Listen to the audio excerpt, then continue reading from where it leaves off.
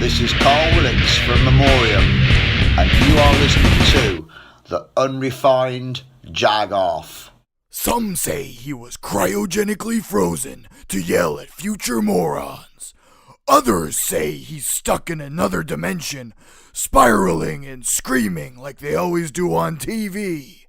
Some say dead. But the reality is, no one has probably said anything. He's right here.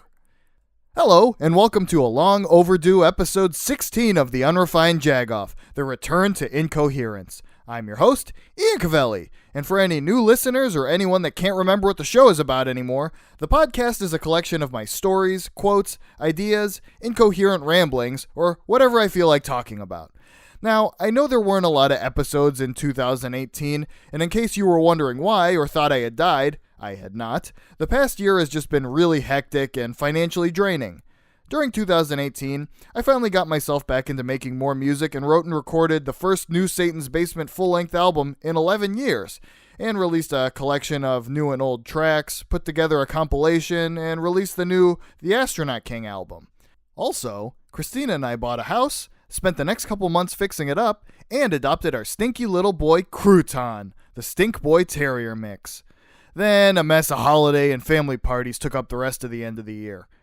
Recently, I finally recorded the vocals for my band Crankpope for an album we started recording about 4 years ago at this point, and I've just been sitting on ever since. After that, I've recorded a mess of different things, including a soundtrack for a project my friend is currently working on, worked on a cover song that I don't know how to release, started more Satan's Basement stuff, and now I'm bringing back the Unrefined Jagoff podcast. The one thing this world has really needed for the last year has been my rambling rants and bad ideas. Not like ways to fix any of the other horrible problems in the world or anything like that. So here I am, to distract you from the crumbling hellscape that surrounds us all.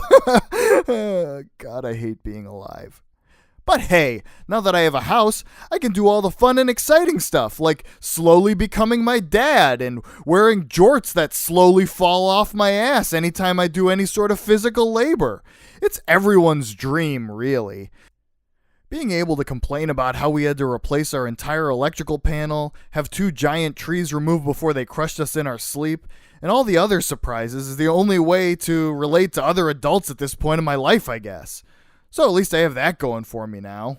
The only thing the average coworker loves to do more than complain about their house, kids, or spouse is act like they hate whoever happened to bring in food to work, then try and convince people they aren't normally a gluttonous pig, then devour whatever it is anyway. But if it's spicy, they have to ask for a detailed description of the level of spiciness, then explain their level of food spice tolerance. Then, regardless of how mild it is, they go, "Ooh, that's too spicy for me, woo!" and bring it up for the rest of eternity.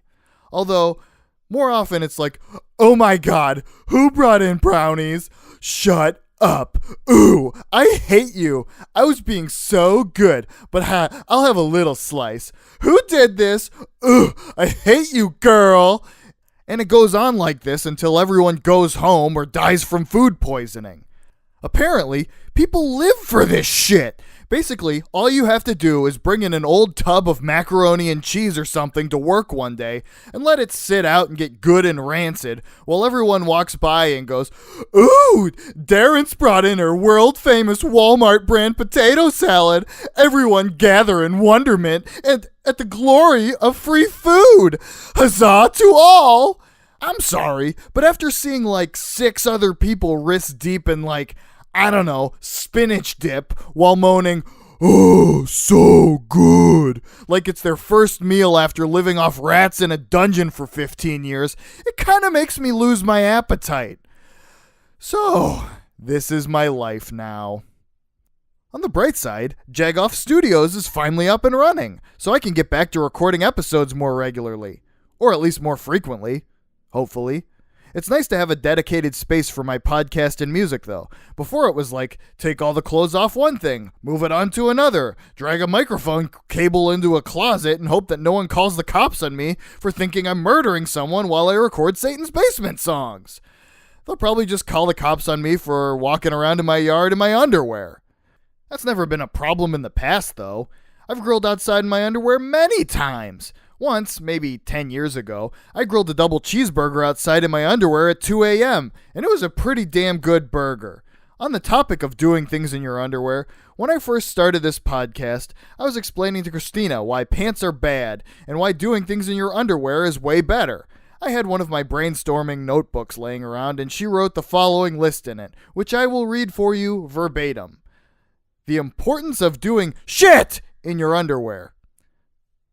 Cook/grill. Podcasting. Playing guitar/garage band. Play video games. Clean. Burger 2 a.m. It was good. Dress as Tom Brokaw. Eat orange. Shake hands like men. I don't really understand those last three still, but good job anyway, Christina. The point here is that pants are bad, and if I could, I would wear a robe and underwear only everywhere.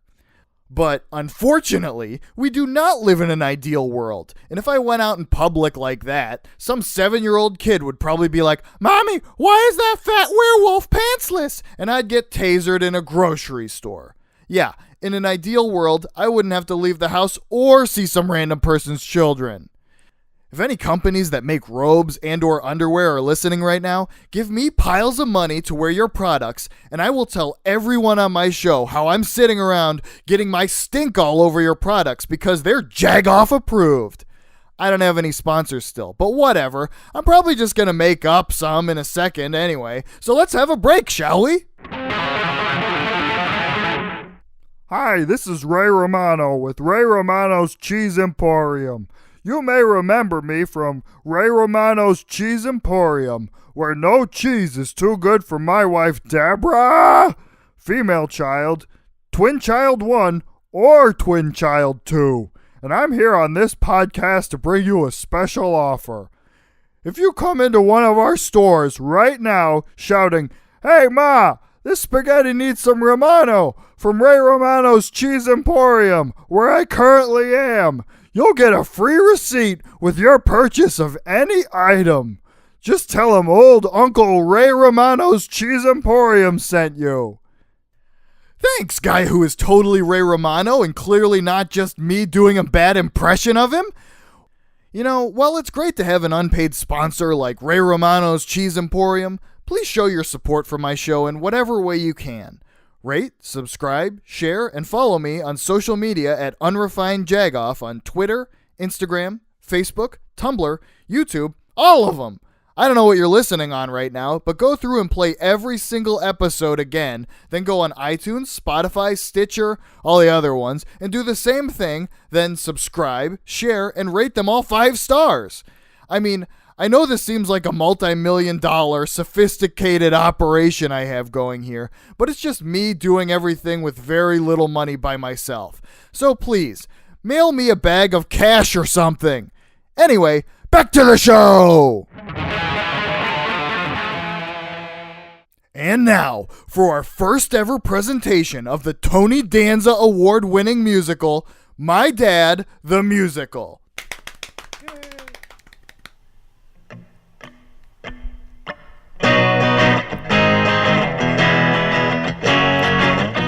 Hey, Beth, I'm not going to work today. You know why? Because I hate my job, I hate my life, I hate my kids, and I hate my wife. I hate my job, I hate my life, I hate my kids, I hate my wife. I hate my job, I hate my life, I hate my kids, I hate my wife. I hate my job, I hate my life, I hate my kids, I hate my wife. I hate my job, I hate my life, I hate my kids, I hate my wife. I hate my job, I hate my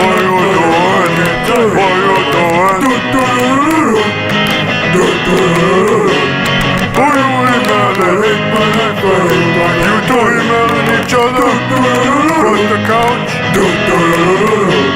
Hey, what are you watching? This looks stupid.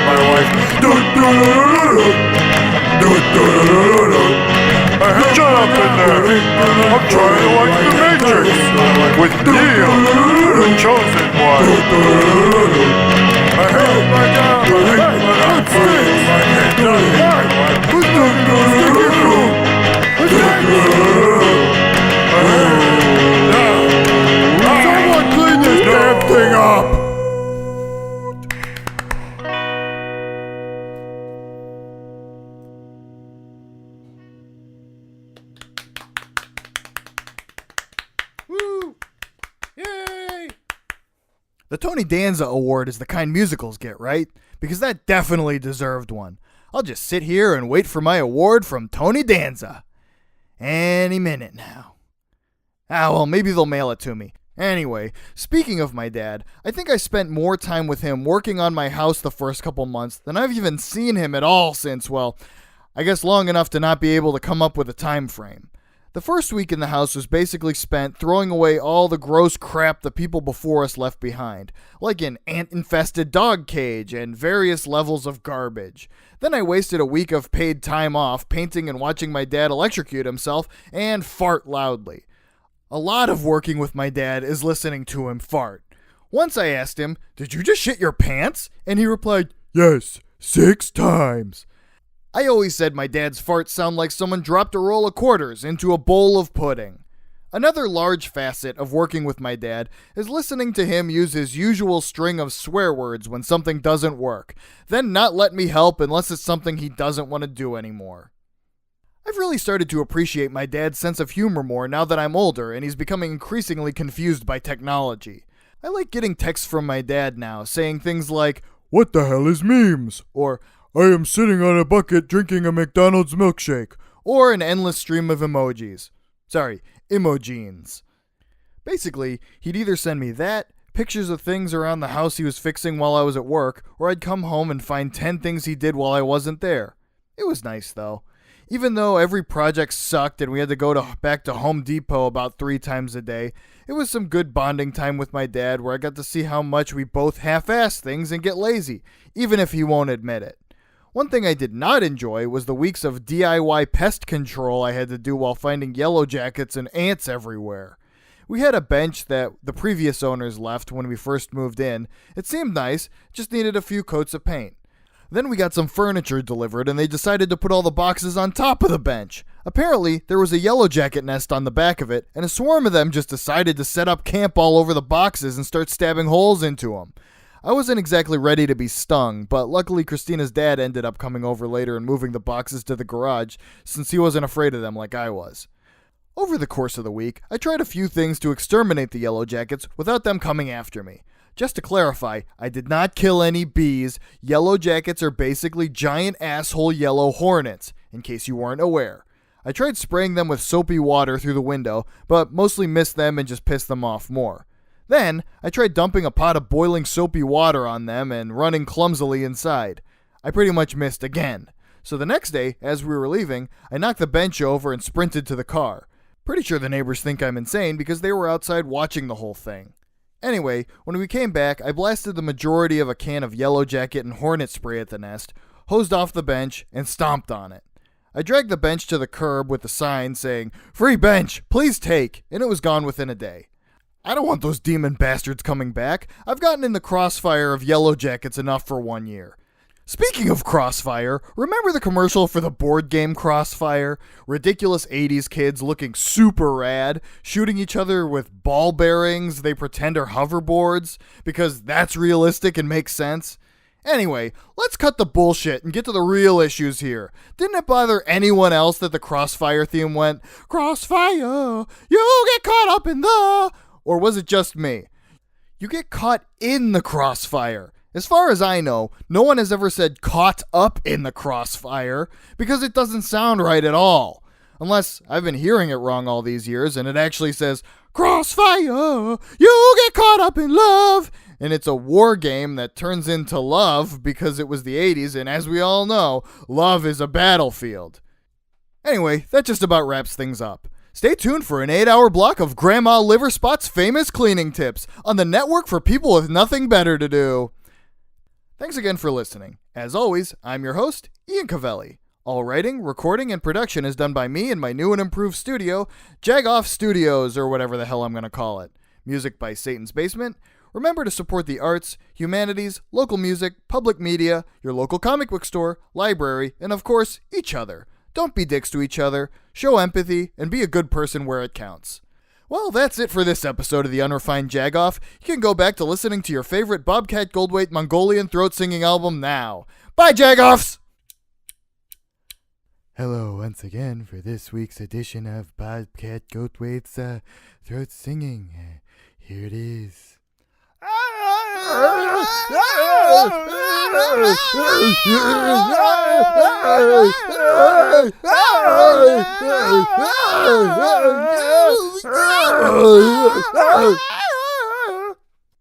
That was wonderful. Thanks for tuning in. Good night.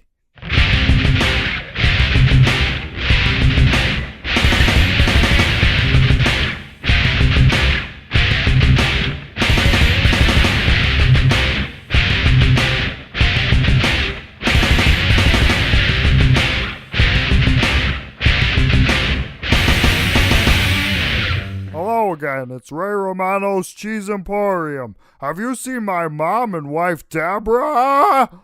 Well then fine, do the right thing and stop on by Ray Romano's Cheese Emporium for a real Gouda time. Don't prove alone. Bring some friends. It'll be great. I've run out of terrible cheese puns and self-respect. Goodbye.